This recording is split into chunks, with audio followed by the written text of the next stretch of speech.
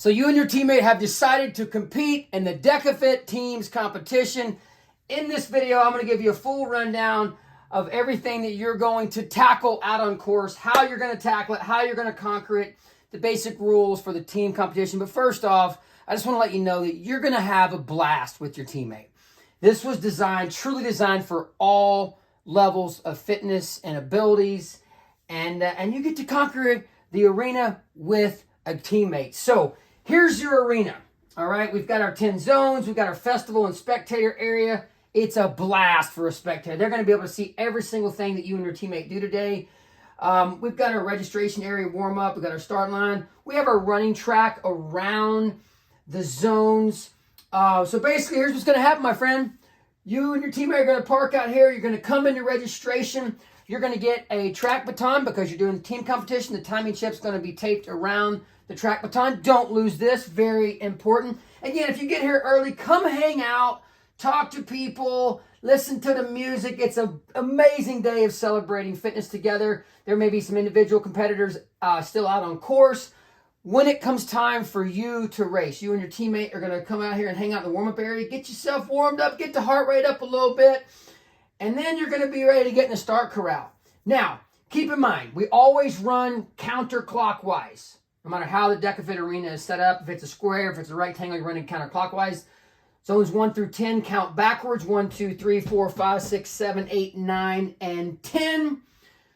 You're always running just shy of 2 full laps prior to going into each zone. Now, a couple basic rules for teams.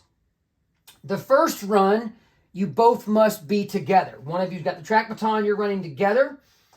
The middle 8 runs, you can divide and conquer those however you want. More to come on that in a minute. And then the last run after zone 9, you're going to do those 2 laps together, just shy of 2 laps together. More on that as well here in a bit. So those are just some basic rules. So now, we're going to use green for teammate 1 and blue for teammate 2. All right, so the gun goes off. One of you has a track baton in your hand. You're both out on course together. You blow out of the start corral. Okay, you're out on that first lap. You and your teammate running together. Everything's fun right now. All right, you finish that first lap. You're out on the second lap together. Okay, now you're going to stop just shy of 2 full laps coming in together into zone 1. 30 Spartan Ram lunges. There's going to be mats lined around the zone 1 here. You're going to pick a mat. You and your teammate must stay on that one mat together. All the reps must be done right there. Let's say you and I are a team together. I do the first 15 reps. You do the last 15 reps. When those 30 reps are done, now we have a big decision to make. Hopefully you've already made this decision because you've been planning and scheming together. You and your teammate. You have 2 options on the run. Again, only one person is going to be running now. Let's say the green teammate's going to go out and tackle the first lap of the run. So the blue teammate would go stand over here in what we call the relay exchange zone in front of zone 2 entry because that's the next zone. All right, green is out here running the first lap. They've got the track baton. It must be with you anytime you're running. First lap, coming here, right here. Green teammate is going to hand the baton to the blue teammate. Now, blue teammate is out on the second lap. Green teammate simply goes in, gets on a rower. They can start getting their feet strapped in if they want to. They're getting ready. Blue teammate's out here, finishing that second lap, runs in to zone 2. Quick rule, before any work can take place in any of the zones, I'm sitting here on the rower. Before I can start, hand-to-hand skin contact. We must slap high 5, low 5, side 5, whatever you want. Skin contact. Then the person can start rowing. The moment any work is done in any of the zones, skin contact must take place before the next run starts. That basically forces you to stand right by your teammate that's doing the work, or your teammate standing right by you if you're doing the work. Very, very important. No work can start before skin contact, and then when this work is done, skin contact before the run takes off. Okay, so let's say the green did all the rowing, blue got a little rest. Blue's going to go out on the first on the first lap. So green simply goes out and stands in the next exchange zone if you're going to divide and conquer the running. Okay, so blue goes out, runs the first lap, hands the baton off to green. Blue comes in, gets ready to do the box step up overs. Green goes out on the second run, comes in. Once skin contact takes place, the 20 box step or jump up overs can begin. Now, let's say after zone 3, week 3, we decide we're going to change strategies. The blue teammate is going to do both laps. Okay, so the blue teammate takes off with the baton. Remember that. Blue teammate takes off. The green teammate will now go in and get ready on zone 4 because the blue teammate is going to run both laps.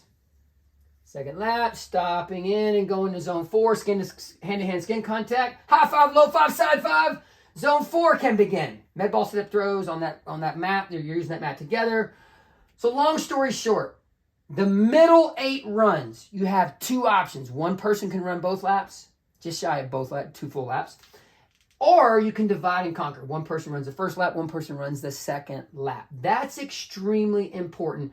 And you would just continue that process all the way around. Now, after zone 9, it's the last run. You both must go out and do those laps together.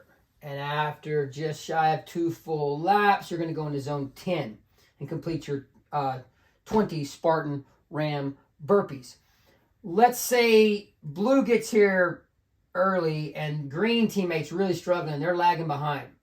It doesn't do the team any good to do that because blue has to wait there until the green teammate gets in the zone and has that skin contact. Extremely important there. Now let's go over some of the rules for the zones. If you're a male team or a female team, you will always be using the same weight implement in every zone. Male team, female team. If you're a co-ed team, you're going to be, the male will use the male weight, the female will use the female weight. If it's a zone where there's a workout mat, you must use that same mat. Let's say I do the first 10 reps, 20 reps, 15 reps, whatever. I move off, the female can take over that same mat and use her weight. Okay, very, very important. A couple more situations here. Zone 8 is our dead ball yoke over. It's basically a wall. It's a bar that you have to get the ball over. We are not allowed, like if I'm on one side of the yoke, my teammate cannot be on the other side where we're just passing the ball back and forth. Okay? You take the ball over, your teammate's standing off to the side. You lift it up and over the yoke, you go around to get to the ball to do the second rep, and then the third rep, and then the fourth rep. At any time, you can swap, but keep in mind, going around the yoke to the other side is a part of the reps. So let's say I do the first 10 reps, going back and forth, and then I move out of the way. My teammate comes in and finishes the last 10 reps. Very important there. A couple of unique rules for the co-ed team. Let's take zone 6, for example. It's going to be a 100-meter maze. Guys, 60 pounds in each hand. Ladies, 40 pounds in each hand. Again, male-female team, you can go together and put the weights down as many times as you want and rest if you need to. If it's a co-ed team, let's say the female starts. The male cannot help because he's not allowed to use the 40-pounders. If the male starts and the female is walking or running along with him, she could help if he needed help. She would have to carry the 60s, but she could help. Let's look at zones 2, 5, 7, and 9, where there's an actual piece of equipment, fitness equipment. Only one person can be on that machine at a time doing the work. 2 people can't be pulling the handles or helping out with the bike handles or the bike pedals, or 2 people cannot be pushing the tank. One person at a time is doing the work, but at any time, you can swap out.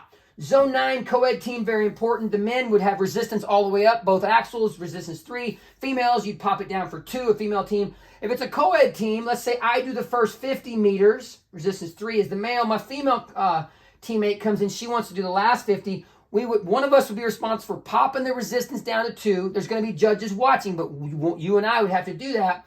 She finishes the last 50, and then we bomb out on the last run together. A couple other key things. Listen, extremely important. Remember that hand-to-hand contact. If we're doing work in a zone, if we're both here on the ski erg together, okay?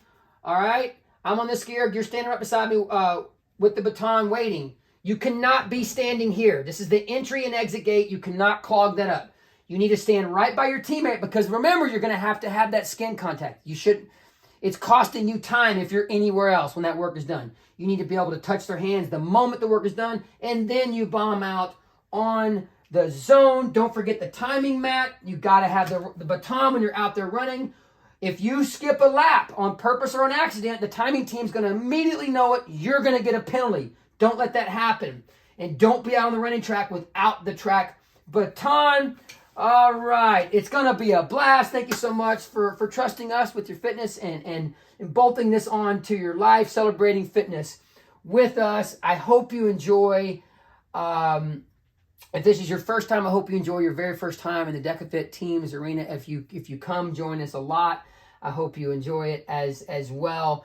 It is always a wonderful day of celebrating fitness for all levels. Thank you so much for joining us. Much love.